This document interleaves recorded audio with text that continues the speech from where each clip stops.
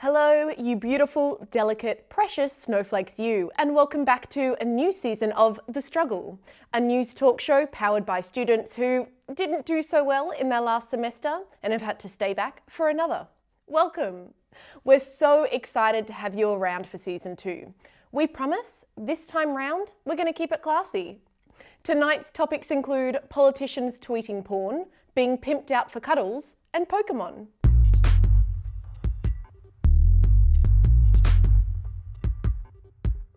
The story of the century has broken, with African gangs rioting in the streets of Melbourne. At least, that's what the folks at Channel 7 are pushing.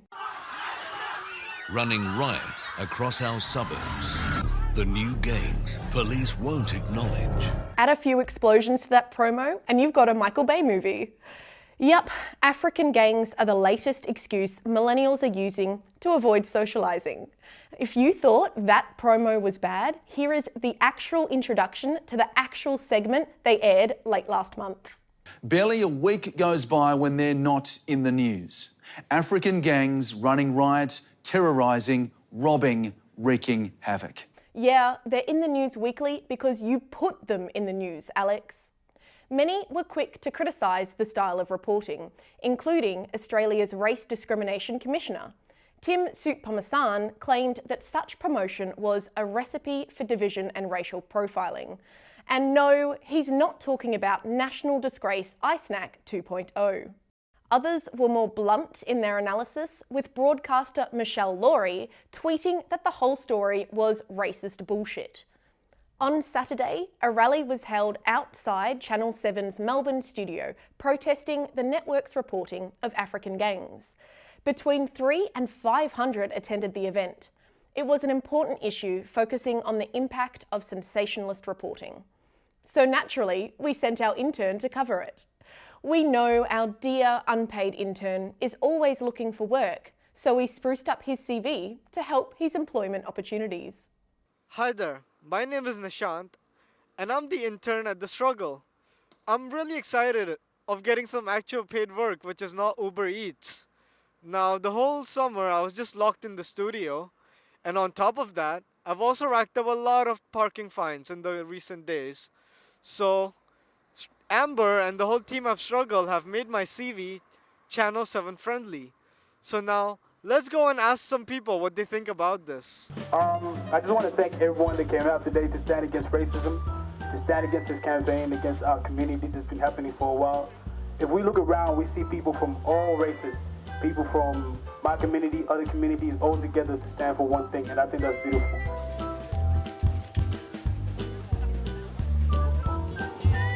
So I was actually there to get a job at Channel 7 when everything just started.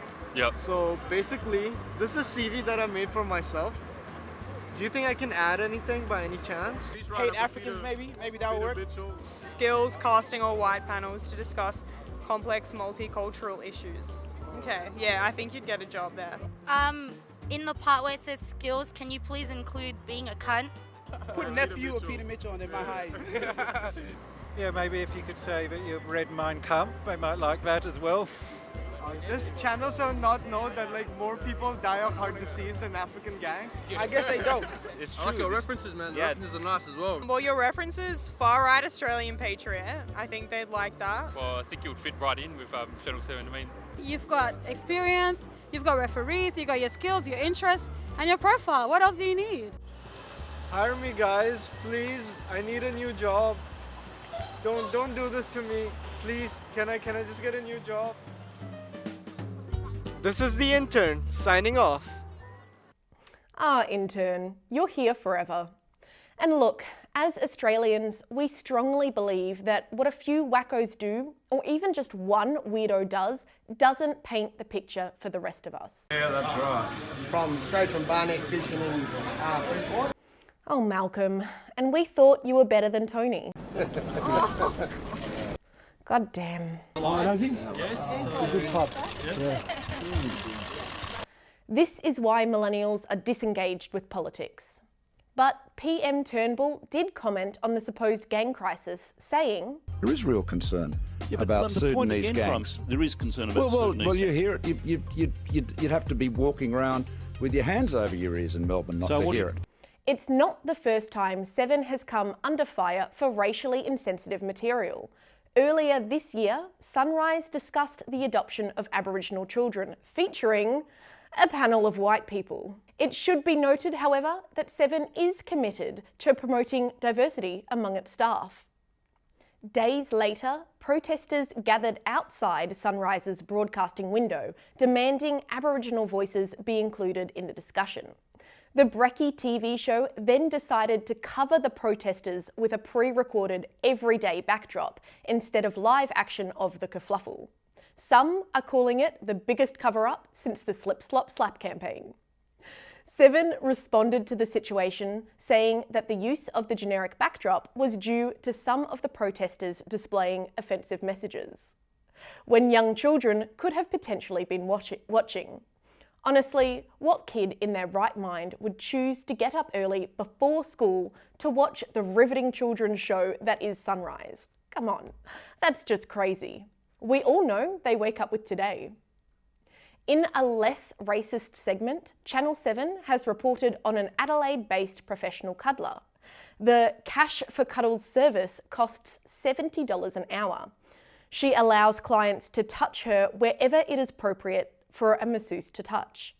Here is some footage of a third-wheeling reporter and what is deemed appropriate touching. Sarah's happy for you to get this close to her, but she says she does have some strict boundaries. Clients must be wearing at least shorts and a t-shirt.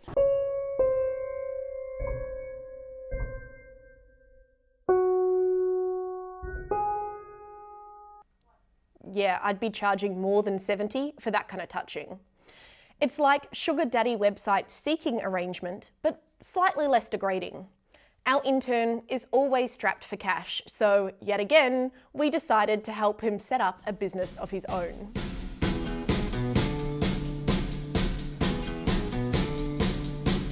As most millennials are probably aware, music festival Splendour in the Grass took place a few weeks ago in family-friendly Byron Bay. Now, Australia's education system leaves a lot to be desired, but at least it's not destroying our younger generation's imagination, yet. As proven by this year's Splendour. Over the festival period, we have seen several lip-biting ideas on how to outsmart the police. Your anal cavity is still taut yet malleable. You gotta do it for Grandpa, Morty. You gotta put these seeds inside your butt. But 2018's Splendour in the Grass takes the cake. Or should I say, spread.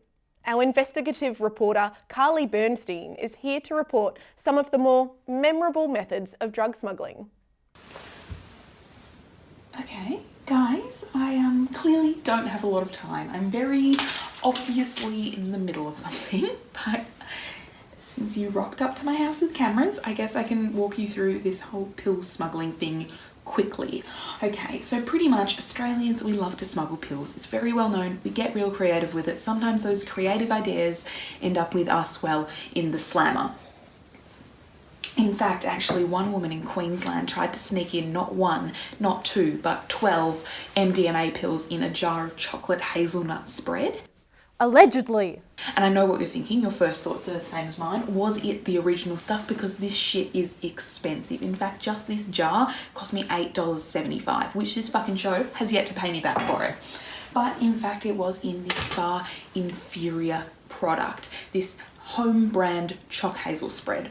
And inside this jar of, well, gelatinous, not so tasty chocolate, it was these pills. And well, this whole spread idea, although, you know, flawed in logic, has really taken on. In fact, in the St Kilda Listen Out Festival this year, a man attempted to evade the highly trained police dogs by slathering Vegemite on a bunch of pills and then proceeding to, well, glad wrap it to his jingle jangles to try and mask the scent going past these beasts of drug discovery, which, you know, is putting a lot of store on those dogs' biting constraints. In any case, he was found out immediately. Now, at this year's Splendour at the Grass, which some of the less busy types got to enjoy. There was actually 148 drug charges handed down with 115 court notices. Now this is a significant drop from last year where there was 267 illicit charges handed down, which means either, you know, people are skipping the pills and actually enjoying the music, or more likely, they're getting a lot more adept at smuggling in their goods. Now, if you don't actually mind, I have some work to be getting back to, so maybe you could pack up your cameras and you guys can go enjoy your crotch-tasting pingers in the office. I'm trying to fucking save the world here. Carly Bernstein fucking standing off. Speaking of smuggling things in small spaces, Pokemon. That's right, that thing you thought died with your childhood hopes and dreams. Pokemon is a combination between LSD and every creature in a Guillermo del Toro movie. Now, Australia has had a disappointing year in sport, but Australia has won, drum roll please, the Pokemon North American International Championship. After a disappointing year in both soccer and cricket, this 14-year-old kid with a death stare single-handedly saved the nation's arse. Whew. What a relief. While the men were busy scratching balls with sandpaper, Alfredo Cheng Gonzalez of Melbourne brought home the Pokemon Gold. Alfredo, you've peaked early. The event took place across 3 days in July in Columbus, Ohio, and saw competitors fight it out on Ultra Sun and Ultra Moon, the most recent games in the Pokemon franchise. Believe me, that's 3 days of their lives they aren't getting back. With this victory, young Alfredo took home prize money of $5,000. I bet parents are regretting their decision to take away their kids' iPads now. Next month, the little master heads out to Nashville to battle 30-year-old virgins at the World Championship. Okay, everyone ready? Aussie, Aussie, Aussie! Aussie, Aussie, Aussie! Aussie! Aussie! Aussie, Aussie, Aussie! We wish them all the best. Port Phillip Ferries has offered free trips on a new trial service from Geelong to Melbourne. 2 days last week, the company offered rides from city to city in the early morning and afternoon. The trip takes an hour and 45 minutes and also travels back to Geelong because apparently there are people wanting to go the other way too. There is currently a waiting list of commuters eager to try the new transport. While the trial trip was free, the real cost was ending up in Geelong. While most are happy at the new travel option, there are some that don't feel those arriving by boat should be welcomed. Conservatives have called the latest surge of commuters a crisis, saying there's been scores of economic refugees arriving at Melbourne's doorstep. Conservatives have protested the arrival of the ferry, demanding the government step in to stop the boat people. We cross now to Frida Loader, who was at the scene. It's absolute pandemonium here today at the Docklands as the ferry inbound from Geelong arrives, carrying with it a number of commuters. Many locals have shown up in protest, fearful that Geelong locals won't be able to assimilate into modern Australian lifestyle. Protesters claim that intake of asylum seekers from Geelong will negatively impact the quality of life in Melbourne, as the average life expectancy in Geelong is a full 3 years less than that of people in Melbourne. No, we're complete foreigners. We're a great team. They're Winchester, not Geelong. Goodness me, and they're even worse. Is there room in Melbourne? I don't think Not there is. sure. I don't think there's any room. There's a lot in of people Melbourne. building in There's a Tarmie. There's a lot of shoebox houses going on. No, it's definitely a very different way of life. Yeah. We drive tractors. Yeah. There's no tractors in Melbourne. Definitely haven't assimilated. No, still figuring my way around it. No, I think they're a lot more beachy and they need to learn a little bit more of culture. Now, more importantly, what if they don't like avocados? I think they know what an avocado is. This guy doesn't. Speaking of not knowing what an avocado is, fat children. The Global Obesity Centre in Deakin University recently made a strange proposal to help tackle obesity. In a plan put forward to the Senate committee, Globe wants schools to weigh and measure children to map obesity. We cross live to our health and medicine correspondent to discuss the study, Anna Phylaxis. Chubby children, pudgy pupils and jelly-belly juveniles are a huge problem in Australia, with the rates of childhood obesity ballooning over recent decades. In an attempt to combat the medical epidemic coined by experts as Augustus Gloop syndrome, Deakin researchers have proposed weighing and measuring children in an attempt to map obesity across Australia. Setting aside idyllic afternoons playing piggy in the middle, much like prized porcines, these children will be lined up, weighed and measured. Fat or not fat will then be written on their forehead in permanent marker, with high-achieving children sent home with a BMI of A+. Some have raised concerns that in a time where we're more conscious than ever of the importance of childhood mental health, this might be detrimental. Fortunately, we live in a society with such a diverse range of beauty ideals, and fat shaming is never a thing. I'm Anna Phylaxis, your health and medical correspondent. No, that's not right. The measurements will be made by clinicians and kept confidential. Parents can opt out. If you ever thought your posts and photos from 2009 were bad, at least they never got you fired.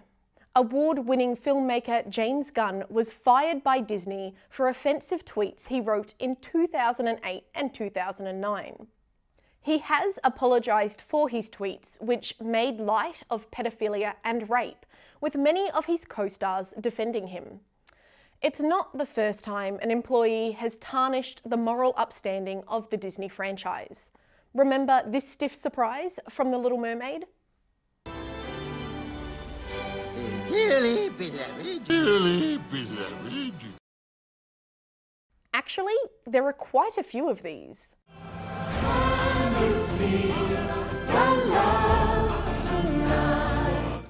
Much like your brain at 3 a.m, the internet is great at bringing up old, embarrassing shit you regret. A joke from 2013 has come back to haunt South African comedian Trevor Noah. A long-standing champion against racial divide, he is now under scrutiny for racial insensitivity. The Daily Show host has recently been forced to address his comments made about Aboriginal women.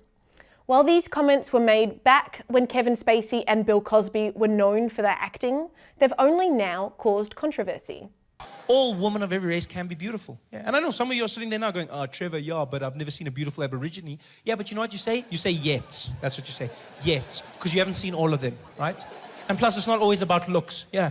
Maybe Aborigine women do special things. Yes, maybe they'll just like jump on top of you and just be like, whoa, whoa. He says you've never seen a beautiful Aboriginal yet. What? All you have to do is switch on Australian TV to see a wealth of Aboriginal representation. He goes on to say maybe they'll jump you and makes reference to a didgeridoo. Either Trevor is packing a serious weapon downstairs or he's made a gross overestimation. To have a comment like that, it's just gross. Speaking about grandiose penis delusions, one of my largest sources of anxiety is hitting the share button on porn sites. Why is it there? Who is sharing it? Well, I'll tell you who. Aussie politicians. Defence Industry Minister Christopher Pyne's Twitter account showed that he liked a tweet showing gay porn.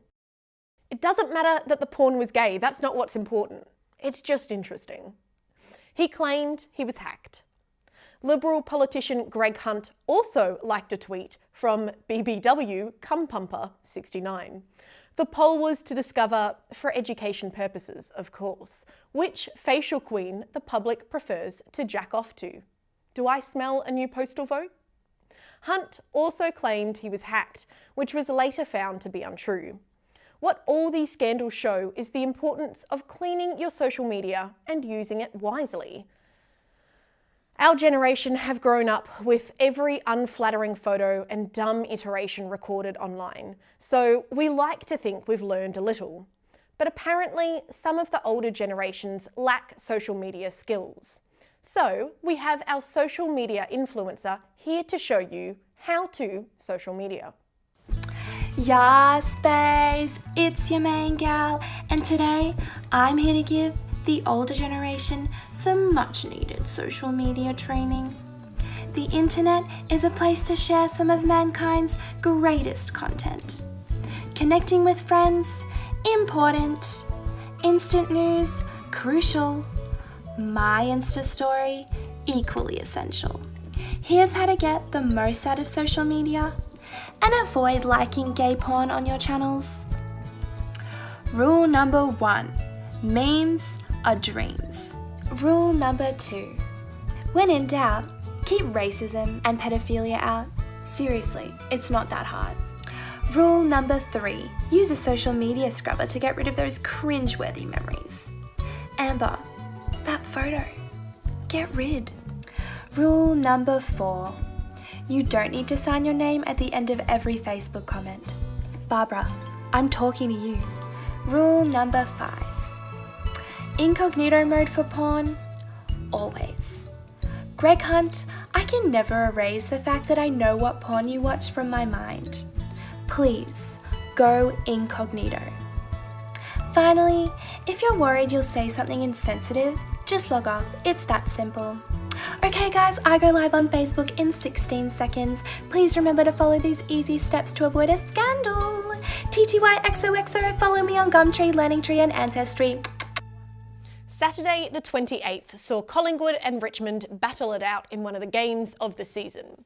We have now our dedicated sports correspondents Fitzy and the Big Dog here to explain what the match entailed. Thanks, Amber. Fitzy and the Big Dog here. My name is Joseph. And after the hype placed on the Richmond and Collingwood game after tremendous seasons, boy oh boy did it deliver. Not really, it was fine. It was a fine game. The top of the table Tigers were tested by the Pies who put up a fantastic fight, really taking it to last year's champ. You mean Dustin Martin and his 21 passengers. It's fair to say that the old rivalry has been rekindled after a classic match full of guts, determination, skill and of course drama. It was a game wrought by cowardice, misdirection and controversy. Ultimately the Tigers were too good, easily blowing the game out in the final term, showing once again that they are this year's benchmark. At the MCG, they've won one game interstate all season. The Pies on the other hand still have some work to do, as fans and media alike fear that they may not be the contenders that they'd hoped. Some work to do? How about they get some new trainers that can keep them healthy for more than 30 seconds? Now the Pies... What do they expect? All right, Buckley can't ask for more than what he's got out of his men. They were 2 men down midway through the game, for Christ's sake. The Pies look... Fix the umpires, fix the rules, and don't get me started on the Jack Higgins goal. Now that was something. The goal of the year, the goal of the decade. He threw it, all right? Never have I seen such quick thinking and pure athleticism from anybody. He threw it. It was a throw. That's the first rule of football. How are you forgetting that? Forget Parker. Forget Curnow. This just makes you fall in love with footy all over again. Allowing this is the biggest mistake the AFL has ever made. It brings the whole game into question. The integrity of the league has never been better. It's a hotly contested season with both the top 8 and the top 4 yet to be decided. What an amazing time to be a football. The teams suck. It's bad. They're average. They're all the same. Back to you, Amber. None of them are any good. Gil, where are the rule changes? And finally, Friday was International Beer Day, to which we say, cheers. That's our show. Thank you so much for watching. Join us next week as we discuss cat poo and pubes. Goodbye from everyone here at The Struggle. It's real. I'll take this one. Come on.